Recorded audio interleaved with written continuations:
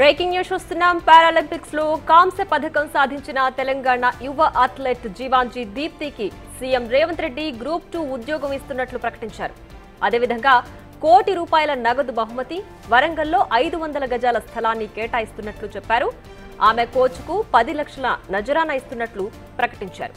ఈ మేరకు పథకం సాధించిన దీప్తిని సీఎం అభినందించారు. అధికారులు వెంటనే మంజూరు చేయాలని ఆదేశాలు జారీ చేశారు.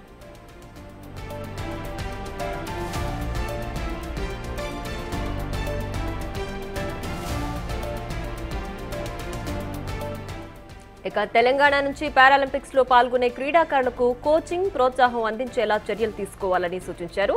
దీప్తికి అండగా నిలిచిన సీఎం రేవంత్ రెడ్డికి MP Balram Naik, MLA KR Nagaraju కృతజ్ఞతలు తెలిపారు.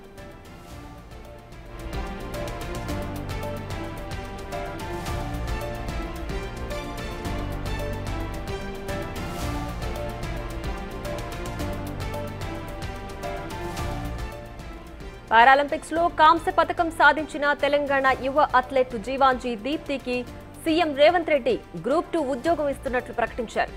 అదేవిధంగా ₹1 కోటి నగదు బహుమతి, వరంగల్లో 500 గజాల స్థలాన్ని కేటాయిస్తున్నట్లు చెప్పారు. ఆమె కోచ్కు 10 లక్షల నజరానా ఇస్తున్నట్లు చెప్పారు. ఈ మేరకు పథకం సాధించిన దీప్తిని సీఎం అభినందించారు.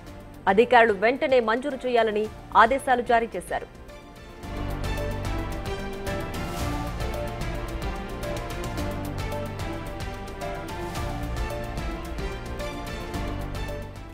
ఇక తెలంగాణ నుంచి పారాలింపిక్స్ లో పాల్గొనే క్రీడాకారులకు కోచింగ్, ప్రోత్సాహం అందించేలా చర్యలు తీసుకోవాలని సూచించారు.